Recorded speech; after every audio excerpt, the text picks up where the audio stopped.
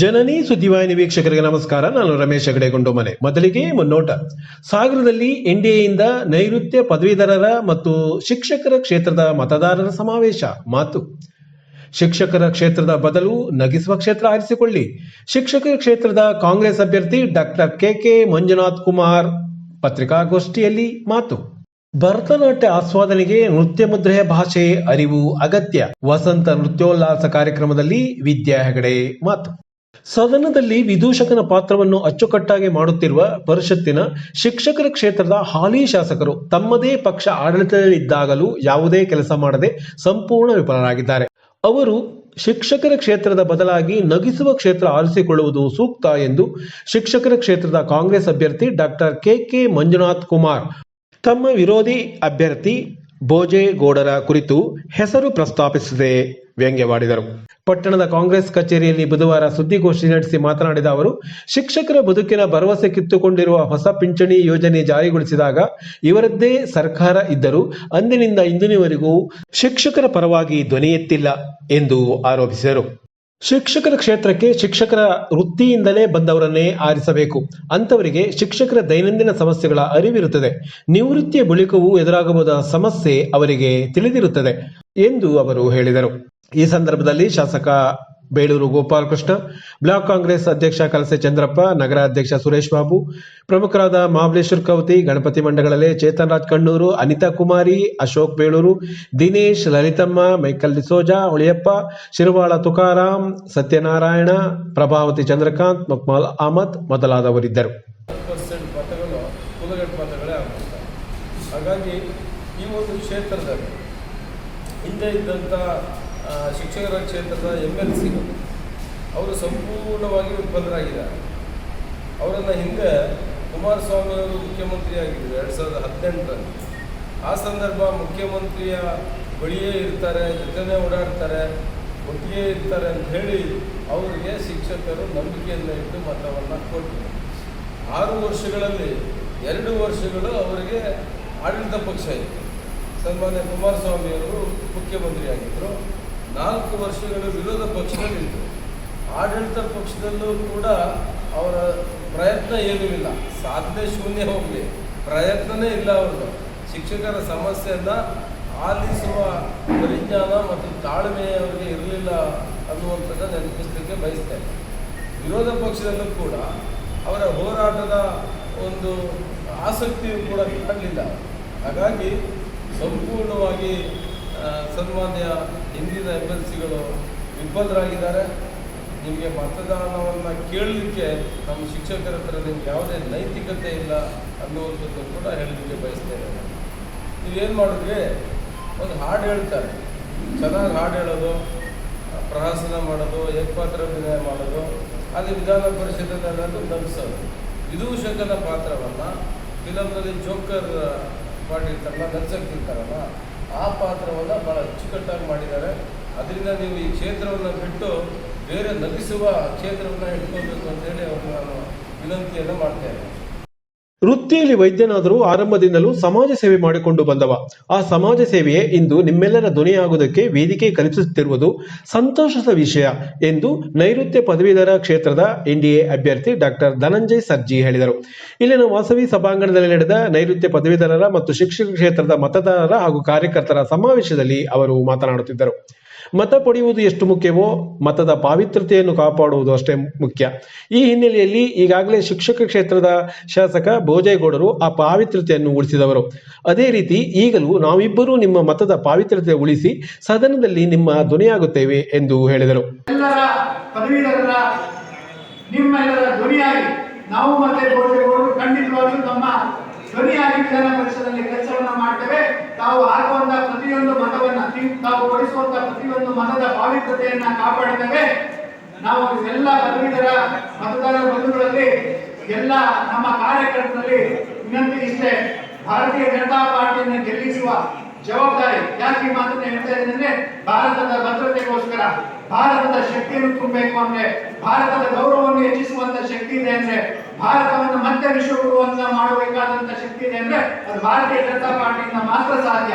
ಆ ನಿಟ್ಟಿನಲ್ಲಿ ಎಲ್ಲ ದೇವರುಗಳ ಕಾರ್ಯಕರ್ತ ಬಂಧುಗಳು ರಾಜ್ಯ ಬಿಜೆಪಿ ಉಪಾಧ್ಯಕ್ಷ ಹರ್ತಾಳು ಹಾಲಪ್ಪನವರು ಮಾತನಾಡಿ, ಕಾರ್ಯಕರ್ತರು ಕೊಡುತ್ತಿರುವ ಸಮಯ, ಶ್ರಮ, ನಿಷ್ಠೆಗೆ ಬೆಲೆ ಕಟ್ಟಲು ಸಾಧ್ಯವಿಲ್ಲ. ಅದಕ್ಕೆ ನಾವು ಚಿರಋಣಿ ಎಂದು ತಿಳಿಸಿದರು. ಶಾಸಕ ಭೋಜೇಗೌಡ ಮಾತನಾಡಿ, ಟೀಕೆ ಟಿಪ್ಪಣಿಗಳು ಆರೋಗ್ಯಪೂರ್ಣವಾಗಿ ಇದ್ದಾಗ ಚರ್ಚೆ ಮಹತ್ವ ಪಡೆದುಕೊಳ್ಳುತ್ತದೆ. ಅದನ್ನು ಸಮರ್ಥವಾಗಿ ಮಾಡಿ ಕ್ಷೇತ್ರದ ಸಮಸ್ಯೆಗಳನ್ನು ಅರ್ಥಪೂರ್ಣವಾಗಿ ಮಾತನಾಡುವುದಕ್ಕೆ ವಿಧಾನ ಪರಿಷತ್ತಿಗೆ ಅರ್ಹರನ್ನು ಆರಿಸಬೇಕಾದದ್ದು ಅನಿವಾರ್ಯ. ಜೊತೆಯಲ್ಲಿ ಸರ್ಕಾರ ತೆಗೆದುಕೊಳ್ಳುವ ತಪ್ಪು ನಿರ್ಧಾರಗಳನ್ನು ಸದನದಲ್ಲಿ ಎತ್ತಿ ತೋರಿಸುವುದು, ಸಮಸ್ಯೆಗಳಿಗೆ ಸ್ಪಂದಿಸುವ ಜವಾಬ್ದಾರಿಯು ನಮಗಿರುತ್ತದೆ ಎಂದ ಅವರು, ಸಮಾಜದ ಮುಖ್ಯ ವಾಹಿನಿಯಲ್ಲಿ ಕೆಲಸ ಮಾಡುತ್ತಿರುವವರು ಪದವೀಧರರು, ಶಿಕ್ಷಕರು. ಅವರನ್ನು ಇಡೀ ಸಮಾಜ ಗಮನಿಸುತ್ತದೆ. ಹಾಗಾಗಿ ಕುಲಗೆಟ್ಟ ಮತಗಳು ಪರಿಷತ್ ಚುನಾವಣೆಯಲ್ಲಿ ಆಗದಿರುವಂತೆ ನೋಡಿಕೊಳ್ಳಬೇಕಾದದ್ದು ಪ್ರಜ್ಞಾವಂತ ಮತದಾರರ ಆದ್ಯತೆ ಆಗಿರಬೇಕು ಎಂದು ಅಭಿಪ್ರಾಯಪಟ್ಟರು. ಬಿಜೆಪಿ ಜಿಲ್ಲಾಧ್ಯಕ್ಷ ಟಿ.ಡಿ. ಮೇಘರಾಜ್, ಪ್ರಧಾನ ಕಾರ್ಯದರ್ಶಿ ಮಾಲ್ತೇಶ್, ಜೆಡಿಎಸ್ ತಾಲೂಕು ಅಧ್ಯಕ್ಷ ಕನ್ನಪ್ಪ ಬೆಳಲ್ಮಕ್ಕಿ, ಅಣ್ಣಪ್ಪ, ಪ್ರಮುಖರಾದ ಮಲ್ಲಿಕಾರ್ಜುನ ಹಕ್ರೆ, ಪ್ರಸನ್ನ ಕೆರೆಕೈ, ಮಧುರಾ ಶಿವಾನಂದ್, ಪದ್ಮಿನಿ ರಾವ್, ವಿ ಮಹೇಶ್, ದೇವೇಂದ್ರ ಪಯಲ್ಕುಂದ್ಲಿ, ಸತೀಶ್ ಮಗವೀರ ಮತ್ತಿತರರು ಹಾಜರಿದ್ದರು. ವಿಧಾನ ಪರಿಷತ್ತಿಗೆ ಈ ಚುನಾವಣೆ ನಡೀತಾ ಇದೆ. ಅಲ್ಲಿ ಅನುಭವದ ಆಧಾರದ ಮೇಲೆ ಮೈಸೂರು ಮಹಾರಾಜರು ಆಡಳಿತ ಮಾಡ್ತಿದ್ರು, ಜನಪರವಾದ ಯೋಜನೆಯನ್ನು ಮಾಡಿದ್ರು. ಅಷ್ಟರ ಮಟ್ಟಿಗೆ ಈ ನಾಡಿನ ಹಿರಿಯರಿಗೆ ಒಂದು ಸ್ಥಾನಮಾನ ಇತ್ತು, ತಿಳುವಳಿಕೆ ಇತ್ತು ಅನ್ನೋದನ್ನ ನಾವು ಯಾರು ಮರಿಬಾರದು. ಅಂತ ಸಭೆಗೆ ನಾವು ಆಯ್ಕೆ ಮಾಡಿ ಕಳಿಸ್ತಿದ್ದೇವೆ. ಮತದಾರರು ಇಲ್ಲಿ ವಿದ್ಯಾವಂತರು, ಪದವೀಧರರು, ಕೇಳಿ ಎರಡೂ ಪದವೀಧರ ಆದವರಿಗೆ ಮಾತ್ರ ಮತದಾನ ಇದೆ ಇದರಲ್ಲಿ. ಯಾವುದೇ ಡಿಗ್ರಿ ತಗೊಂಡಿರ್ಬೋದು, ಪದವಿ ಪಡೆದಿರ್ಬೇಕು, ಅವರು ಮಾತ್ರ ಮತದಾರರು. ಹಾಗಾಗಿ ಅದ್ರ ಬಗ್ಗೆ ಹೆಚ್ಚು ಮಾತಾಡೋ ಅಗತ್ಯ ಇಲ್ಲ. ನೀವು ಓಟ್ ಕೊಡ್ತೀರಿ. ಕೊಡುವಾಗ ಈ ಹಿನ್ನೆಲೆಯನ್ನ ಯೋಚನೆ ಮಾಡಿ ಮತ ಚಲಾಯಿಸಬೇಕು ಅಂತ ವಿನಂತಿ ಮಾಡ್ತೀನಿ. ನಾನೊಂದು 600-700 ಜನಕ್ಕೆ ಫೋನ್ ಮಾಡಿದ್ದೇನೆ. ನನಗೆ ಸಂತೋಷ ಆಗಿತ್ತು. ನಮ್ಮ ಕಾರ್ಯಕರ್ತರು ಯಾರಿಗೆ ಫೋನ್ ಮಾಡಿದ್ರು ಬಂದಿದ್ರು ಅಂತ ಹೇಳ್ತಾರೆ. ನಿಮ್ಮ ಕಾರ್ಯಕರ್ತರು ಬಂದಿದ್ರು, ಮುಖಂಡರು ಬಂದಿದ್ರು, ನಿಂತವ್ರು ಬಂದಿದ್ರು ಅಂತ ಹೇಳ್ತಾರೆ. ಹಾಗೆ ನಮ್ಮ ಕಾರ್ಯಕರ್ತರು ಒಳ್ಳೆಯ ಕೆಲಸವನ್ನ ಈ ಚುನಾವಣೆಯಲ್ಲಿ ಮಾಡ್ತಿದ್ದಾರೆ. ವಿವರಗಳನ್ನು ಮೇಘರಾಜ್ ಹೇಳಿದರು. 10ರಿಂದ 19 ಜನ, 10ರಿಂದ 29 ಮಾಡಿದ್ದು ಕೆಲವುದಿದೆ, ಒಂದು 4-6 ಕೇಸ್ ಬಿಡ್ತಾರೆ.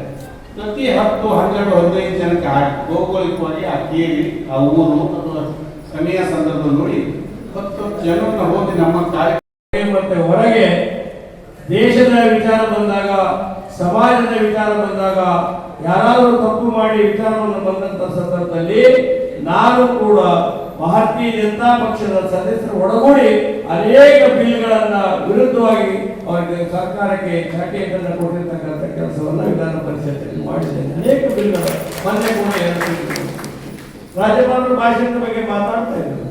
ಕಾಂಗ್ರೆಸ್ ಅವರು ಈ ನಾಡಿನ RSS ಬಗ್ಗೆ ಮಾತಾಡ್ತಾ ಇದ್ರು. ದೇಶದ ಬಗ್ಗೆ, ಮೋದಿಯವರ ಬಗ್ಗೆ ಕಾಮೆಂಟ್ಗಳನ್ನ ಸುರಿಮಳನ್ನೇ ಮಾಡ್ತಾ ಇದ್ರು. ನಾನು ಅವಾಗ ನನ್ನ ಸರದಿ ಬಂದಾಗ ನಾನು ಹೇಳಿದೆ, ನಿಂದಕರಿರಬೇಕು, ನಿಂದಕರಿಲ್ಲದೆ ಕಷ್ಟ ಆಗ್ತದೆ. ನಿಂದಕರಿದ್ದಾಗ ಮಾತ್ರ ಸಮಾಜದಲ್ಲಿ ನಾವು ಎಚ್ಚರಿಕೆಯನ್ನು ವಹಿಸೋದಕ್ಕೆ ಸಾಧ್ಯ ಆಗ್ತದೆ. ಆದರೆ ಟೀಕೆಗಳಿರಬೇಕು, ಟೀಕೆ ಟಿಪ್ಪಣಿಗಳು ಯಾವಾಗಲೂ ಕೂಡ ಆರೋಗ್ಯಪೂರ್ಣವಾಗಿರಬೇಕು ಅನ್ನೋ ವಿಚಾರವನ್ನ ನಾವು ಅರಿತರೆ ಆ ಟೀಕೆಗೆ ಒಂದು ಬೆಲೆ ಬರ್ತದೆ. ಕಲಾವಿದ ತನ್ನ ಕಲಾ ಮಾಧ್ಯಮದಲ್ಲಿ ಹೊಸ ಚಿಂತನೆಯ ಪ್ರಯೋಗಗಳನ್ನು ಮಾಡಿದಾಗ ಆತನ ಕ್ರಿಯಾಶೀಲತೆ ಹಾಗೂ ಕಲೆಯ ವ್ಯಾಪ್ತಿ ಎರಡೂ ವಿಸ್ತಾರವಾಗಲಿದೆ ಎಂದು ನಿನಾದಂ ರಂಗಕರ್ಮಿ ವಿದ್ಯಾ ಹೆಗಡೆ ಅಭಿಪ್ರಾಯಪಟ್ಟರು. ಶ್ರೀನಗರದ ನೃತ್ಯ ಭಾಸ್ಕರ ಸಭಾಂಗಣದಲ್ಲಿ ನಾಟ್ಯತರಂಗ ಸಂಸ್ಥೆ ಆಯೋಜಿಸಿದ್ದ ಋತು ನೃತ್ಯ ವೈವಿಧ್ಯ ಸರಣಿ ನೃತ್ಯ ಮಾಲಿಕೆಯ ವಸಂತ ನೃತ್ಯೋಲ್ಲಾಸ ಕಾರ್ಯಕ್ರಮದಲ್ಲಿ ಅವರು ಮಾತನಾಡುತ್ತಿದ್ದರು. ಭರತನಾಟ್ಯ ಆಸ್ವಾದನೆಗೆ ನೃತ್ಯ ಮುದ್ರೆಯ ಭಾಷೆ, ಅದರ ವ್ಯಾಪ್ತಿಯ ಅರಿವು ಅಗತ್ಯ. ನಾಟ್ಯದ ಗತಿಯ ಅರಿವಿದ್ದಲ್ಲಿ ಮಾತ್ರ ಪ್ರೇಕ್ಷಕರಿಗೆ ನೃತ್ಯದ ಆಯಾಮಗಳು ಅರ್ಥವಾಗುತ್ತದೆ. ನೃತ್ಯಕ್ಕೆ ಅಂತರಂಗದ ದುಗುಡ ದೂರ ಮಾಡುವ ಶಕ್ತಿ ಇದೆ. ಅಲ್ಲದೆ ನಮ್ಮ ಮಾನಸಿಕ ನೆಮ್ಮದಿಯನ್ನು ಸಿದ್ಧಿಗೊಳಿಸುವುದಕ್ಕೂ ಇಂದಿನ ಅಗತ್ಯತೆಯಲ್ಲಿ ಅದು ಕೂಡ ಒಂದಾಗಿದೆ ಎಂದು ಹೇಳಿದರು. ವಿದೂಷಿ ಸಮಂಜುತ ಭಟ್ ಮಾತನಾಡಿ, ಕಲೆ ಯಾರೊಬ್ಬರ ಸೊತ್ತಲ್ಲ, ಕಲಿಯುವ ಆಸಕ್ತಿ ಹೊಂದಿದ್ದರೆ ಯಾರಿಗೆ ಬೇಕಾದರೂ ಒಲಿಯುತ್ತದೆ ಎನ್ನುವುದಕ್ಕೆ ಈ ವೇದಿಕೆ ಸಾಕ್ಷಿ ಎಂದು ಹೇಳಿದರು. ಡಾಕ್ಟರ್ ದೀಪಾ ಗಣಪತಿ, ಅರ್ಚನಾ ಕೃಷ್ಣನ್ ಹಾಗೂ ಅರಿಯಾ ಮುದುಪ್ ಅವರಿಂದ ಉಜ್ಜೀವನಂ ಭರತನಾಟ್ಯ ಪ್ರದರ್ಶನ ನಡೆಯಿತು. ಕಾವ್ಯ, ಪೂಜಾ, ಸೌಖ್ಯ ಕಾರ್ಯಕ್ರಮ ನಿರ್ವಹಿಸಿದರು.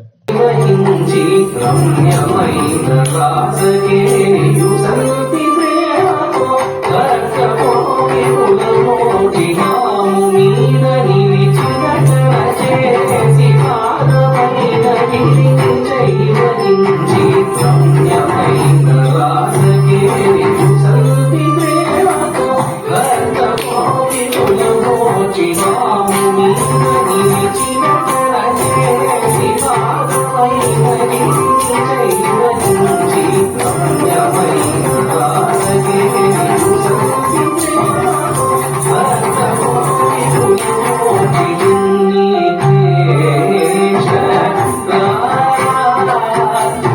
ನಮಸ್ಕಾರ.